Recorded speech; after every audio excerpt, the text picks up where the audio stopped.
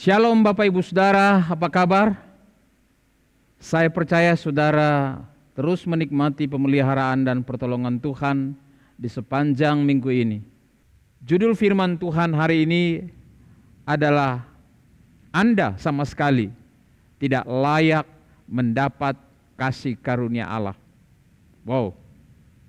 Bapak Ibu Saudara, banyak orang berpikir bahwa ia layak. Kenapa ia berpikir ia layak? Karena ia termasuk orang beragama yang baik. Seorang yang kehidupannya layak diperhitungkan sebagai orang yang bertakwa kepada Tuhan. Ia rajin beribadah, rajin memberi, rajin mentaati tuntutan-tuntutan agama, dan hidup baik dengan sesama.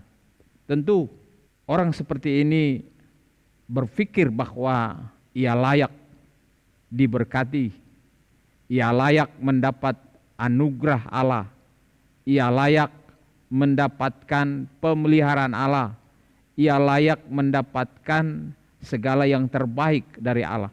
Setidaknya Bapak Ibu Saudara, itulah pemikiran para tokoh-tokoh agama atau elit-elit agama pada masa Yesus. Mereka berpikir bahwa orang suci hanya boleh layak bergaul dengan orang yang suci. Orang benar hanya boleh bergaul dengan orang benar. Orang yang tidak benar, orang yang menista agama, tidak layak diajak bergaul.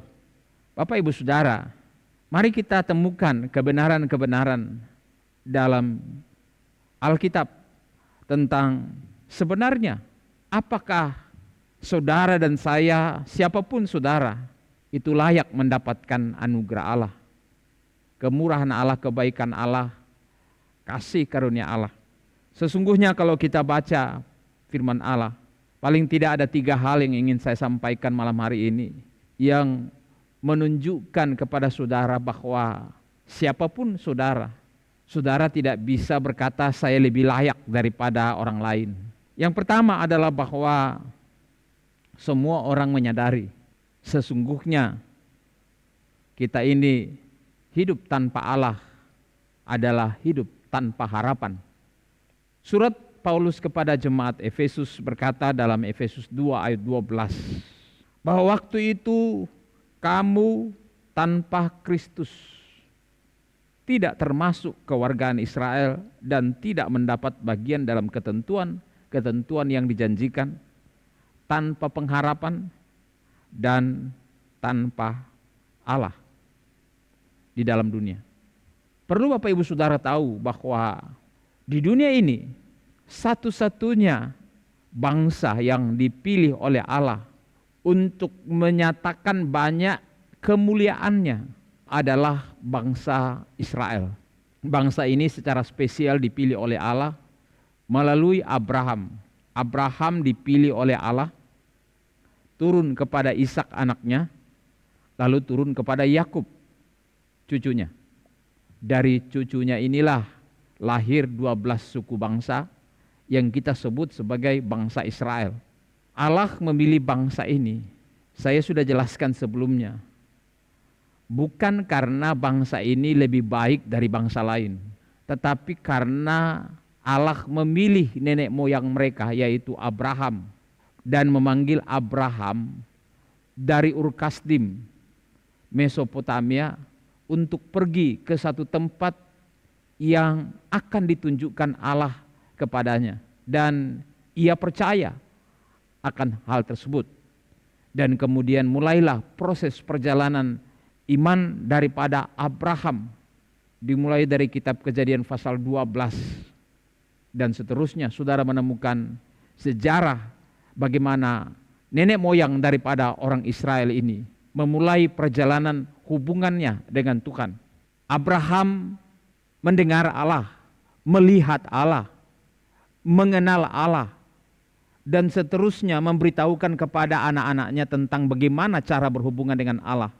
Dan puncaknya ketika Musa, salah satu keturunan daripada Abraham, Dia dipilih untuk memimpin bangsa Israel keluar dari tanah Mesir, di mana mereka diperbudak selama 400 tahun. Inilah yang kemudian mendapat pewahyuan hukum-hukum agama yang luar biasa yang ditulis di atas Gunung Sinai selama 40 hari 40 malam dia berpuasa di sana. Dan kemudian diberikan pewahyuan 5 kitab Musa, mulai dari Kejadian, Keluaran, Imamat, Bilangan, dan Ulangan. Mereka adalah orang-orang yang spesial di hati Allah. Di luar itu, Allah memandangnya sebagai orang-orang atau bangsa-bangsa yang tidak halal bagi Allah. Yang halal itu hanya orang Israel, orang-orang yang menjadi keturunan daripada Abraham.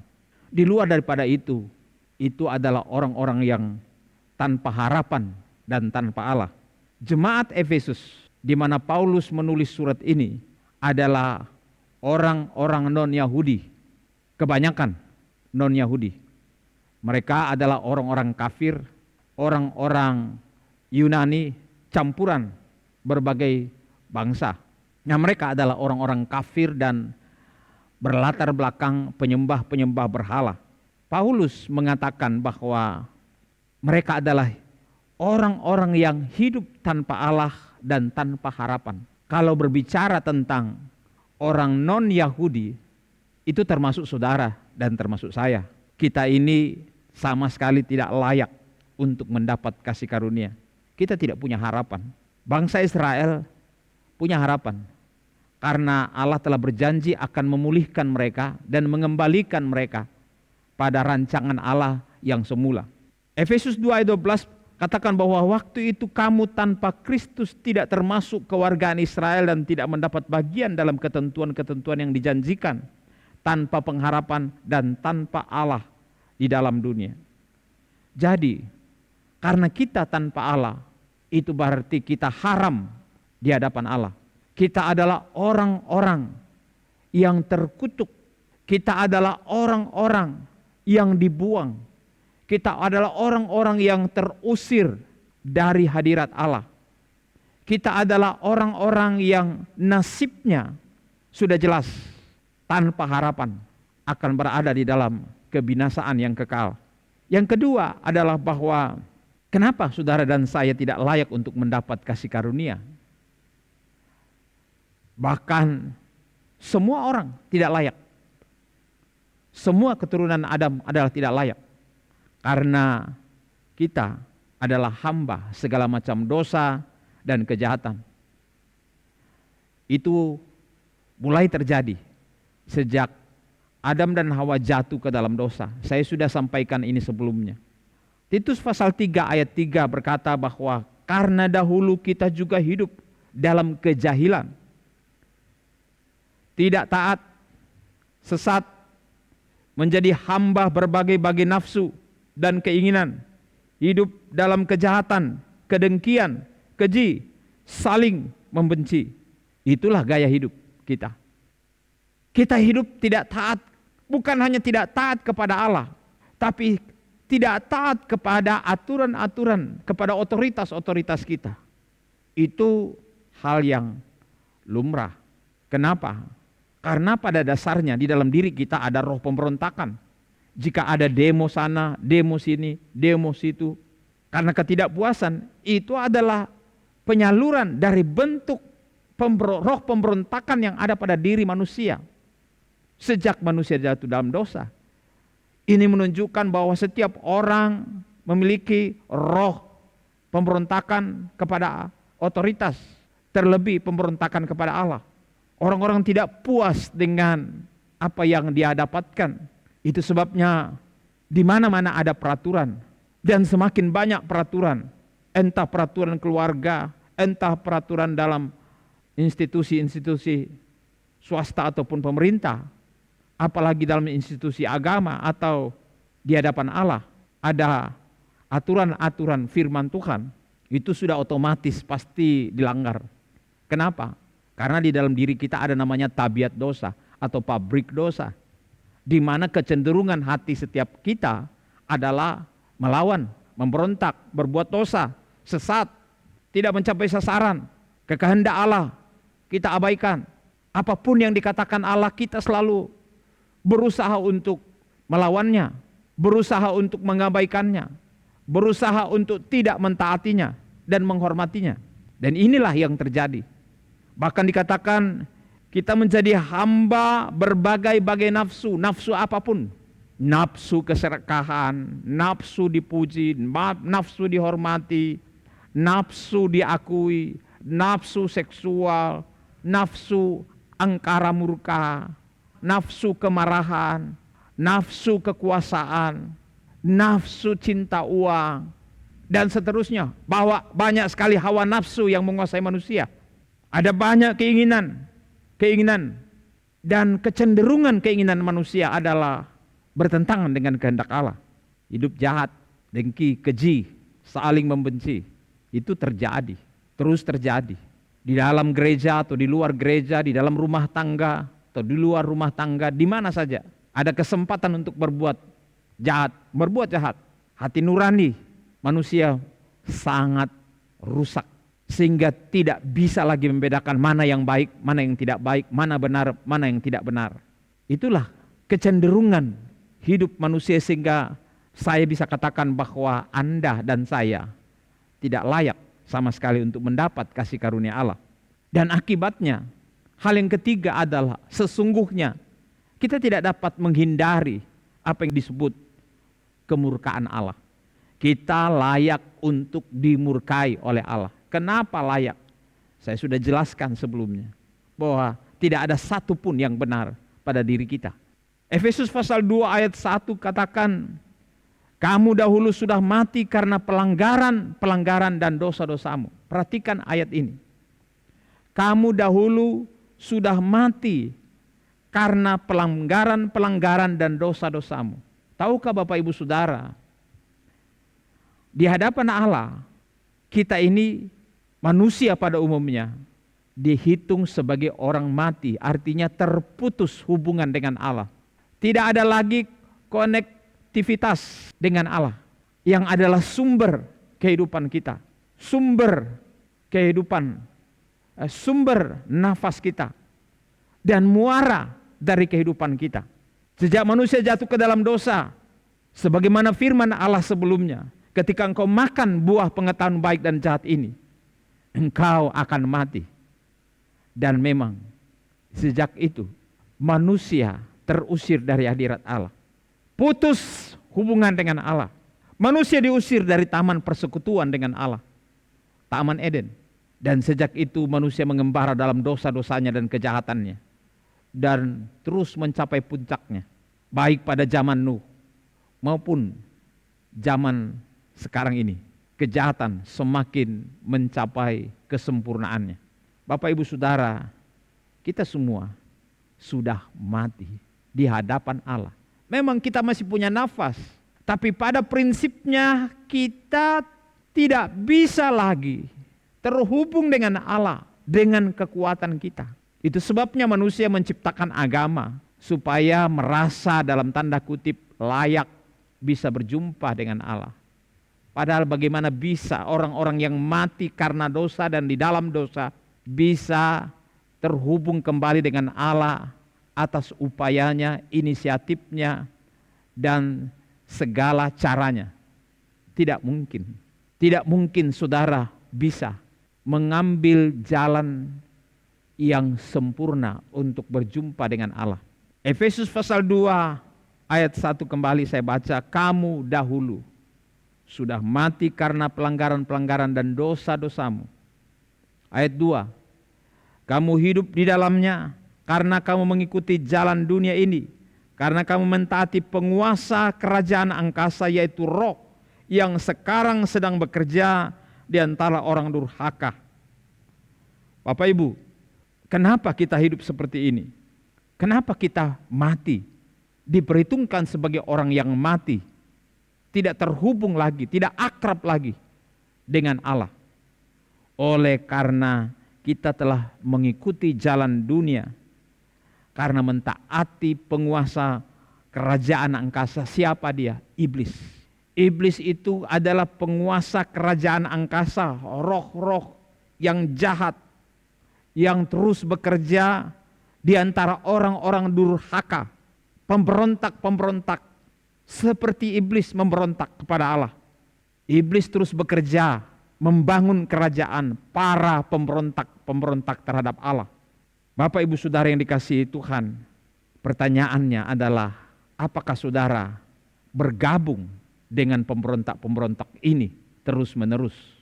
Dan yang pasti, ketika engkau bergabung dengan pemberontak-pemberontak, roh-roh, penguasa-penguasa di udara ini, sudah pasti saudara akan dibawa kepada kebinasaan yang kekal bersama-sama dengan dia.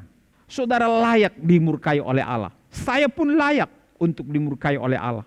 Bahkan Rasul Paulus berkata tentang dirinya, sebenarnya tidak layak juga sama sekali. Ayat 3 dari Efesus 2 tadi. Sebenarnya dahulu kami semua juga terhitung di antara mereka ketika kami hidup di dalam hawa nafsu daging dan menuruti kehendak daging dan pikiran kami yang jahat. Bayangkan Bapak Ibu Saudara, Rasul Paulus yang kalau dari sisi agama, yang pada waktu itu agama yang paling sempurna. Kenapa agama paling sempurna? Oleh karena Allah sendiri yang menitipkan hukum-hukumnya kepada Musa dan menuliskan 10 hukum itu dengan tangannya sendiri di 2 loh batu. Tapi Saulus yang begitu rupa mempercayai bahwa agamanya adalah agama yang sempurna, mempercayai bahwa agamanya adalah agama satu-satunya yang diberikan oleh Allah kepada manusia. Pada akhirnya ia harus mengakui bahwa semua itu adalah hawa nafsu daging. Ketika dia berusaha untuk membela agama yang dipercayainya sebagai agama yang paling benar, ia berusaha membunuh orang-orang Kristen, pengikut-pengikut Yesus Kristus. Satu saat ia berjumpa dengan Yesus. Semua yang dilakukannya berubah. Semua yang dianggapnya benar selama ini berubah. Dan dia berkata, sebenarnya semua itu adalah hawa nafsu daging. Itu menurut kehendak daging. Dan itu pikiran-pikiran yang jahat. Jadi semua upaya pembelaan agama yang dilakukan selama ini adalah sebenarnya adalah perbuatan dari kehendak daging, hawa nafsu dan pikiran-pikiran yang jahat. Kenapa? Karena tidak seperti itu yang dimaksudkan oleh Allah. Allah datang ke dalam dunia bukan untuk menghakimi, tetapi untuk memberikan keselamatan. Mewakili agama pada waktu itu, Rasul Paulus menyadari bahwa pada dasarnya kami adalah orang-orang yang harus dimurkai. Sama seperti mereka yang lain, yaitu orang-orang tanpa agama, non-Yahudi, dan bahkan orang-orang Yahudi yang tidak setaat dan sebaik dia beragama. Perhatikan Bapak Ibu Saudara. Jadi di hadapan Allah, orang beragama atau tidak beragama, taat beragama atau tidak taat beragama, orang baik atau tidak baik di mata agama, sama seperti Saulus ini, sebenarnya layak untuk dimurkai. Jadi apa dasarnya kita bermegah? Kita sama sekali tidak layak untuk mendapat kemurahan, kebaikan, kasih karunia Allah. Bapak Ibu Saudara dikasihi Tuhan, tetapi luar biasa, Allah ternyata justru mencari orang-orang seperti Anda dan saya. Orang-orang yang sama sekali tidak layak. Ada satu kisah di dalam Markus pasal 2, mulai ayat 14 dan sampai 17. Diceritakan tentang kisah Lewi anak Alfeus. Dalam Injil yang lain ditulis Matius, tapi itu sama saja. Jadi satu saat Yesus berjalan dari pantai dan kemudian ia sampai di satu lokasi, satu tempat di mana ia berjumpa dengan Lewi anak Alfeus ini. Lewi ini adalah seorang pemungut cukai. Dia sedang berkantor di kantornya.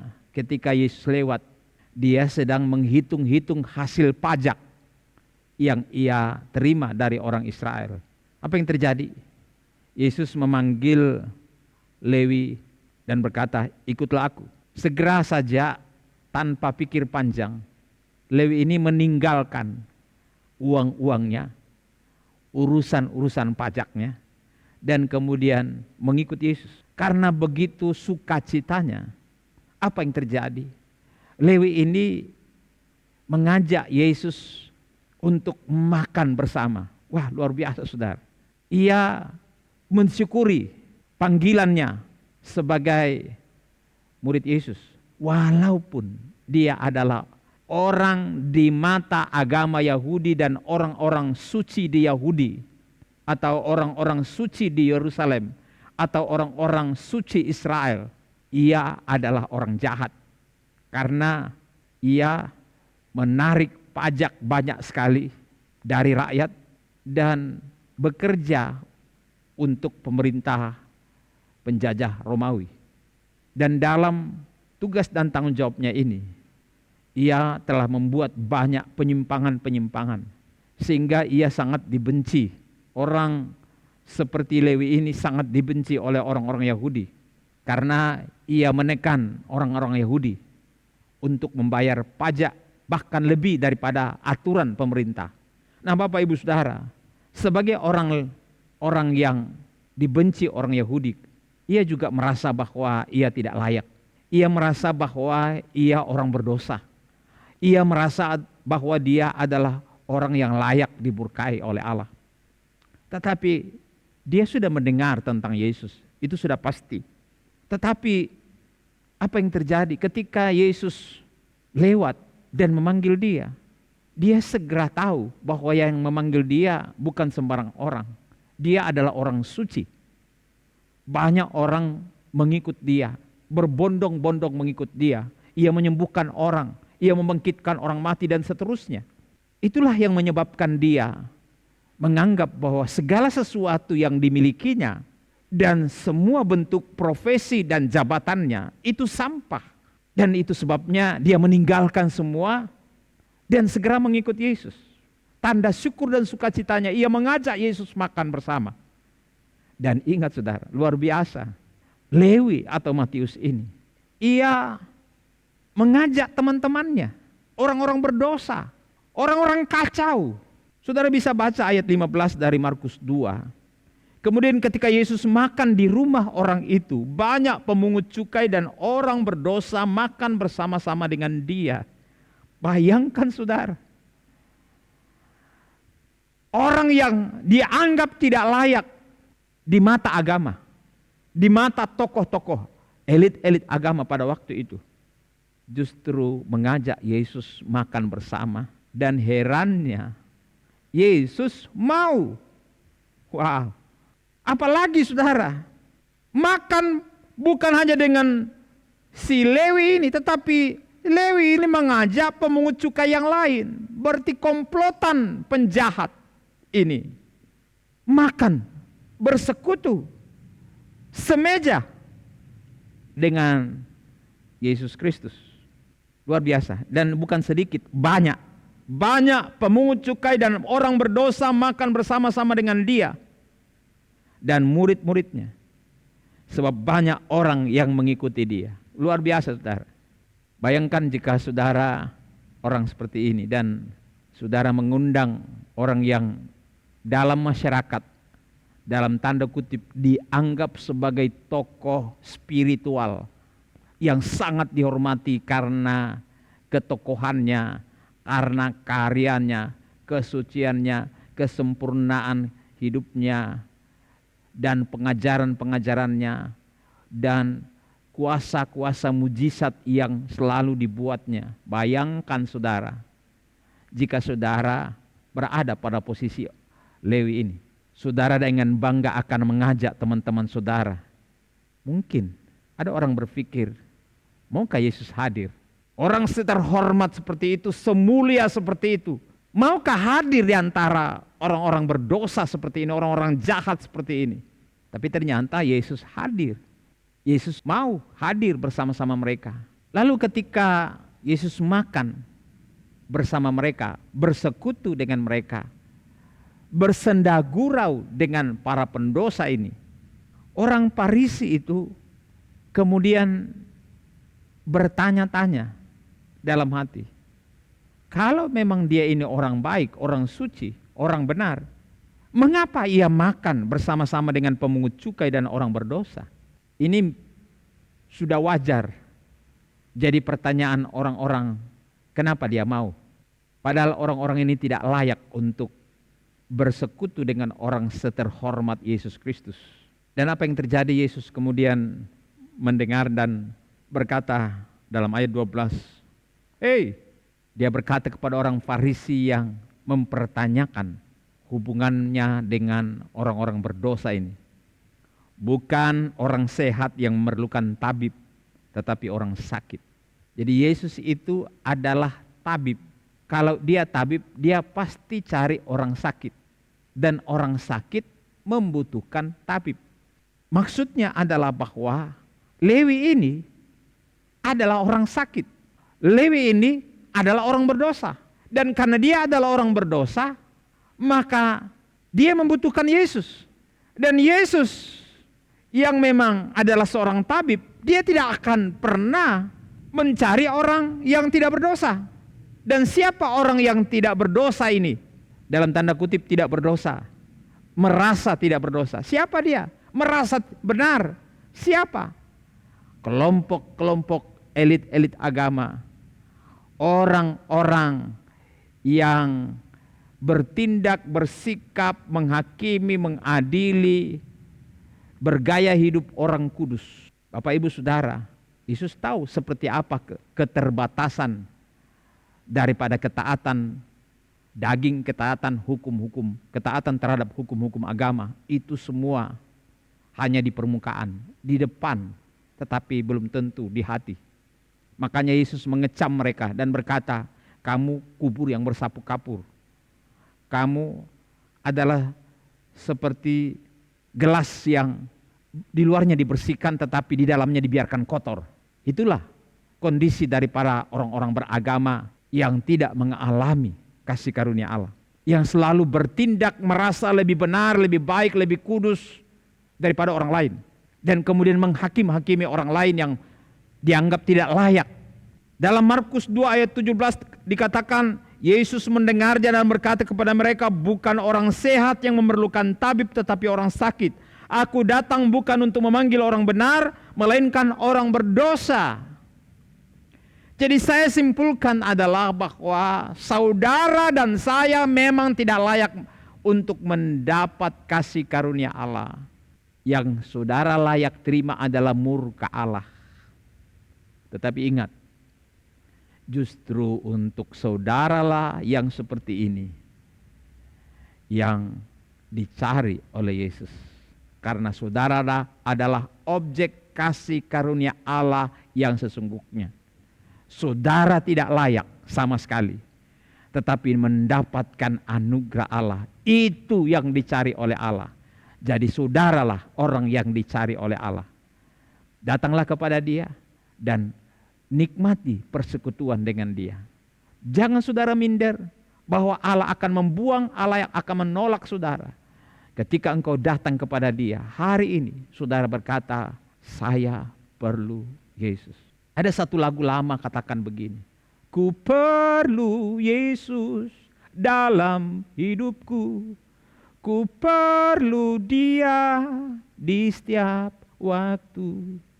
Di senang dan susah, ku perlu Dia, ku perlu Tuhan selamanya. Saudara, yang saudara butuh adalah panggilan kasih. Seperti panggilan kasih Yesus kepada Lewi, anak Alfeus. Sekalipun engkau adalah orang berdosa, justru engkau adalah orang yang paling dicari oleh Allah. Rindukah saudara? Maukah saudara memberi diri saudara kepada Yesus sama seperti Lewi segera meninggalkan semua dan mengikut Yesus. Tuhan mau engkau bersama-sama dengan dia. Ketika engkau mengajak dia masuk di dalam hatimu, ia akan makan bersama-sama dengan engkau. Tidak peduli apa kata orang, yang pasti adalah Tuhan mengasihi engkau. Bapak Ibu, minggu depan kita akan sambung kebenaran firman ini. Terus ikuti kebenaran ini dan saudara akan mengalami seperti apa saudara menikmati kasih karunia Allah itu. Tuhan berkati. Amin.